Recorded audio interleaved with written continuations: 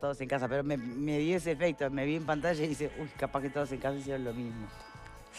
Bueno, muy buenas tardes. Varios temas para conversar en el día de hoy.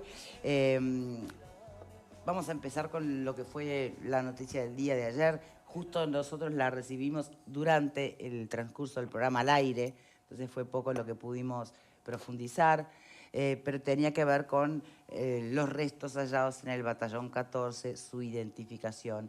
Y posteriormente, bueno, vinieron las declaraciones de los protagonistas, incluso hasta de la propia hija, en una narrativa muy, muy sensible, por supuesto, y una polémica que no quedó por fuera, que se suscitó lamentablemente después entre el ministro de Defensa y uno de los voceros de familiares. Pero vamos con la crónica primero de Telemundo, que tiene las declaraciones del fiscal Percivali, de la propia antropóloga Luciardo, del director del Instituto de Derechos Humanos y de Sabina. Mirá.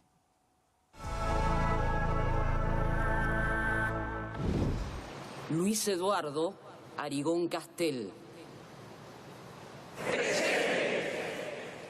Los restos hallados el 30 de julio de 2024 en el batallón de infantería número 14 pertenecen a Luis Eduardo Arigón Castel. Sindicalista e integrante del Partido Comunista, Luis Eduardo Arigón Castel tenía 51 años cuando fue secuestrado por el gobierno dictatorial. Tras la detención, en el marco de un operativo represivo que tendió al desmantelamiento de la agrupación comunista que funcionaba en UTE, fue sometido a múltiples torturas y enterrado de manera clandestina en el batallón 14. Luego de varias décadas enterrado, finalmente fue encontrado y ahora los restos anónimos tienen nombre y se suma a la lista de personas halladas. Hoy, por suerte, el equipo argentino nos permite darle la identidad a esta persona y darle la dignidad que se merece y de esa forma establecer un poco de paz para la familia, fundamentalmente, y para toda la sociedad. Si bien no se puede establecer de manera íntegra cuál es la causa de la muerte, hay muchos elementos que permiten llegar a conclusiones. Por ser un enterramiento clandestino, en predio militar, de larga data, con material asociado destinado a la desintegración cadavérica, de restos óseos humanos que presentan traumatismos premortem, que indican que se ejerció violencia sobre la persona víctima, la Junta Médico Forense establece que la forma médico-legal de la muerte fue violenta por acción de terceros en el contexto de privación de libertad y malos tratos o tortura. Asimismo, este hallazgo ratifica que hay un patrón establecido de enterramientos y que ese batallón, en el que aparecieron otros cuerpos, era utilizado como un cementerio secreto. Nosotros seguimos excavando, en este momento en 3 predios, con la misma intención de aclarar y traer elementos de verdad. No deja de sorprenderme la maldad,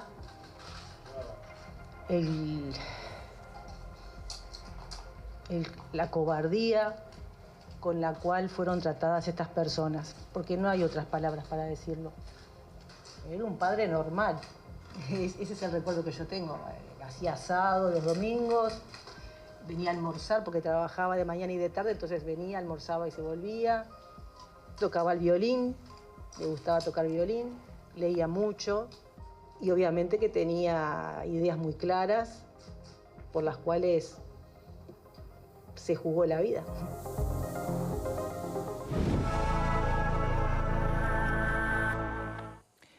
Nilo Patiño, integrante de Familiares Detenidos Desaparecidos, gracias por estar aquí con nosotros.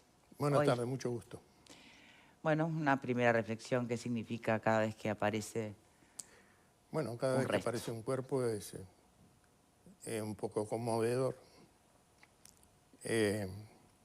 Un poco lo que dijo Sabina representa bien el sentimiento que nos pasa a todos los familiares, particularmente a aquellos que está identificado su propio familiar, ¿verdad? Que es ese doble sentimiento digamos, por un lado de alegría de haber encontrado un resto y darle un poco de paz o restablecer un poco de la verdad a una familia, y por otro lado, digamos, la impotencia y la rabia de no poder resolver esto teniendo todo a disposición, no haber voluntad, sobre todo voluntad política de resolver estos casos, ¿verdad? Bien, varias cosas señaló usted por allí y vamos a ir a cada una de ellas, pero sobre todo el tema de la voluntad política, ¿no? Porque creo que es válido preguntarnos hasta dónde es una cuestión de voluntad política, hasta dónde puede haber otros asuntos, ¿no?, mezclados en esto. Lo único que uno puede decir con certeza es que hay una creciente comprensión o una creciente empatía, cualquiera sea tu teoría, te afilies a la de los dos demonios, no, más allá de la historia, empieza como a entenderse, ¿no? Ya nadie habla de dar vuelta a la página, quiero creer. No sé qué opina, qué le parece. Sí, inexplicable, digamos, si no se entiende lo que dice Sabina de la cobardía, en realidad es mucho más profundo que eso, porque eso fue utilizado institucionalmente. Todos los desaparecidos acá fueron desaparecidos en forma planificada. 77, en el caso justamente de Arigón, ¿qué tenía que estar haciendo una persona que la muere dictadura en tortura, en el 77 cuando se supone que ya estaba desmantelada la guerrilla? Y bueno, eso habría que preguntárselo a los que participaron en la dictadura, ¿no? Pero están los documentos que dicen que, subversivo era Ferreira Aldunate hasta el año 84. Y cuando ingresó al país, fue preso. Entonces digo, esto no es una historia de que hubo una guerra durante 2 o 3 años, sino que es la historia de un autoritarismo que se instaló en el país con mucha hazaña y con un modelo que no es único en América Latina y que responde, digamos, a una forma de pensar que no es muy amplia, en el sentido de que se trataba de imponer determinados planes, y para imponer esos planes se tuvo que eliminar o intentar eliminar todo tipo de resistencia. Ya digo, a ver, uno puede decir, bueno, hay militantes que participaron en organizaciones políticas, y yo digo, a ver, Julio Castro, ¿a qué organización política pertenecía? María Claudia García de Hellman, ¿a qué organización política pertenecía? Entonces hay una cosa mucho más allá de los partidos políticos. Es cualquier acto de resistencia, cualquier pensamiento que resistiera a la autoridad, dicho de otra forma, a quienes propiciaron el golpe y realizaron el golpe cívico-militar, todo ese era enemigo. Y lo que yo planteaba era que trascendiendo incluso el análisis o las comprensiones a las que puede llegar las personas, los individuos sobre el hecho histórico o los hechos históricos, lo que me parece, y es, tal vez no hay consenso en eso, capaz me aventuré en decir que creía que sí, pero como una creciente empatía hacia el sentimiento de lo que se debe sufrir de tener un ser querido desaparecido. Obviamente que el contexto también hace una gran diferencia. Y eso no significa que si hoy te desaparece tu madre o tu hija en manos de la delincuencia actual, lo que fuera, la ansiedad, la angustia no debe ser terrible. Sin duda que también. Pero hubo un momento en el que no sé si todo el mundo se permitía ponerse en esa piel de un familiar y entender que había que seguir firmes en el reclamo de buscar la verdad, ¿no? Hoy pareciera que al menos nadie se anima a mostrar un poquito menos de empatía, mínimo, ¿no? ¿O estoy mal? ¿Qué opinan ustedes que lo ven? Vos, periodista, Pepe. Conmovedor creo que es el término adecuado para este hallazgo, estos hallazgos, ¿no? terrible que se siga ocultando la verdad. El año que viene, 2025, va a ser 20 años del primer hallazgo. Y yo estaba pensando hoy, todos los hallazgos desde 20 años hasta la fecha ocurrieron en predios militares. Yo no quiero hacer una carga institucional, pero evidentemente tiene que haber una respuesta por ese lado también. No es que han aparecido en algún lugar del país en determinado punto.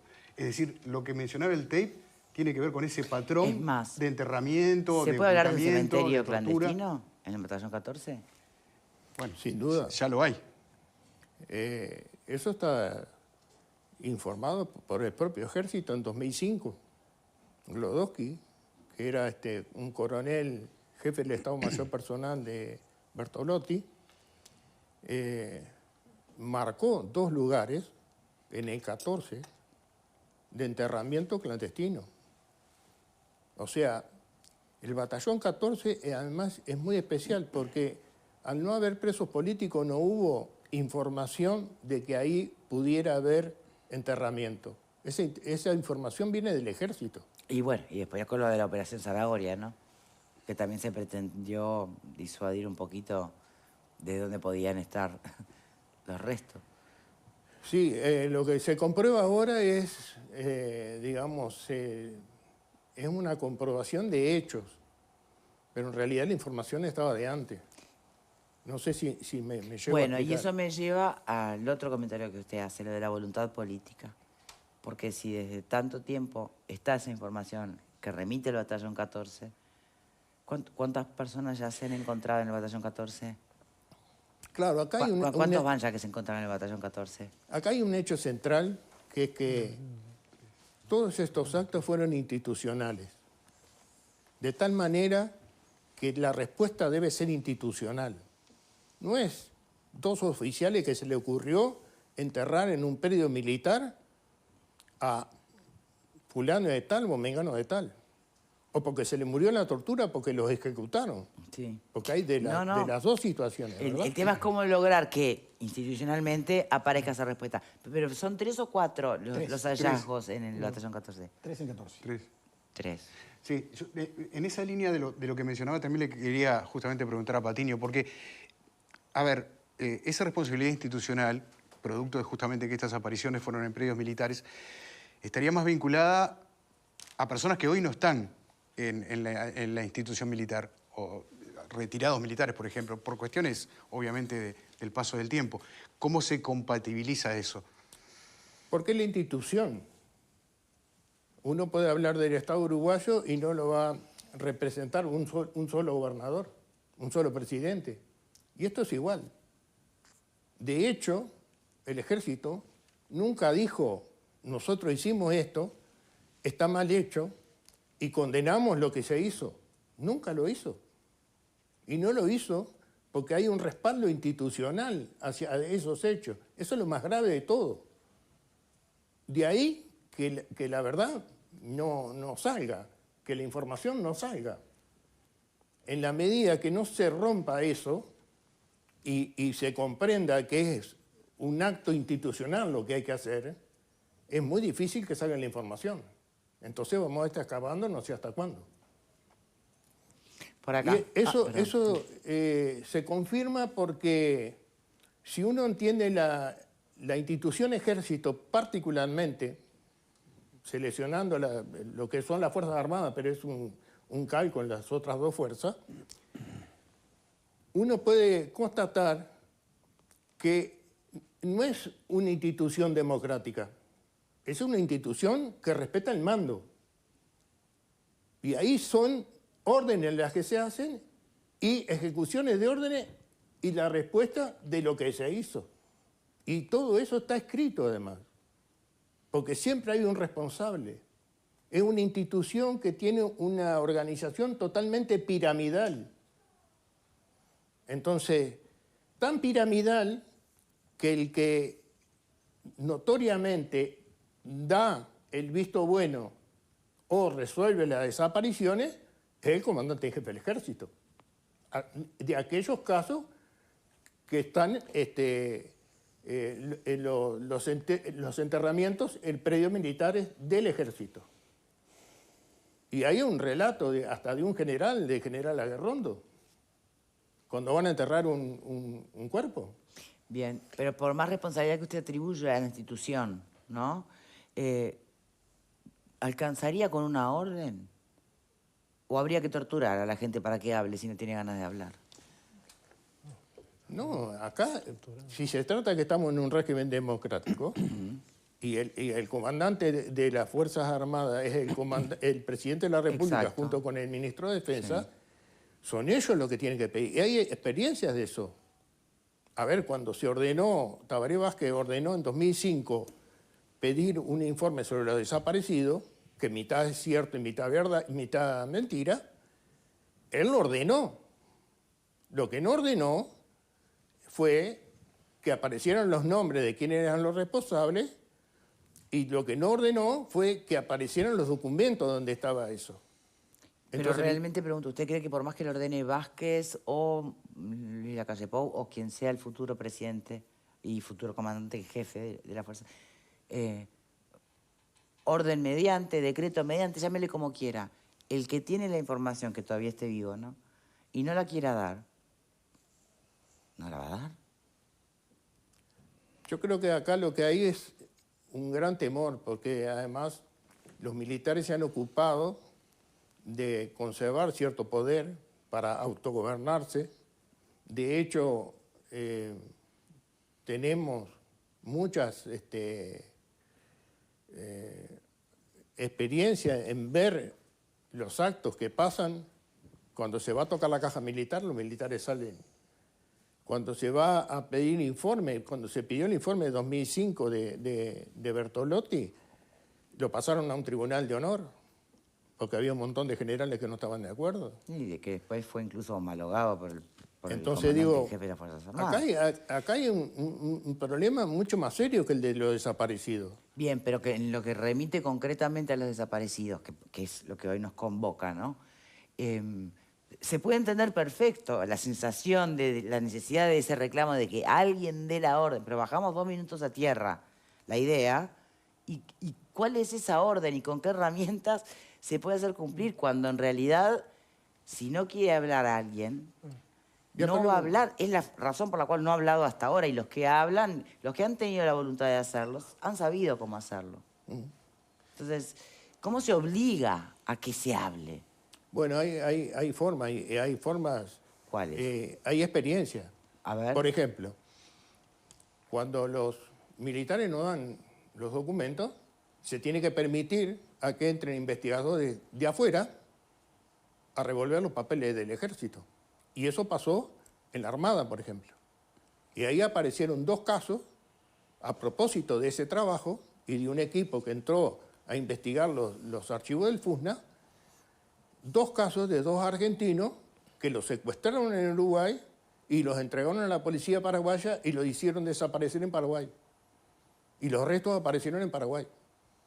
Y ese procedimiento apareció en el FUSNA, con un equipo de civiles que entró autorizado a la Armada. Entonces, digo, no hay una forma, hay varias formas. Si hay una negación, bueno, que nos entreguen o que permitan entrar a investigar. Hoy no están a la vista, digamos, y al acceso público todos los archivos militares vinculados a la dictadura. No. Los archivos de inteligencia, los que más importan, no están a la vista. Son aquellos archivos clasificados que son de operaciones. Nosotros tenemos 1 o 2 nada más que conocemos. Esos archivos, se procede igual que la agencia americana. En la CIA hay, cada tantos años se desclasifican un montón de archivos. Esos archivos, muchas veces, las acciones de eso no la conoce ni el presidente de la República. Y voy a poner un caso concreto de Estados Unidos para que se crea que es así. El caso de los contras de Nicaragua, cuando transportan cocaína para financiar a los contras y la entran a Estados Unidos, y la entra la CIA, en una operación de la CIA. Y eso se desguaza, digamos, a través de la declasificación de documentos. Bien. Me permite, tengo que hacer una pausa y enseguida volvemos. Ya retomamos.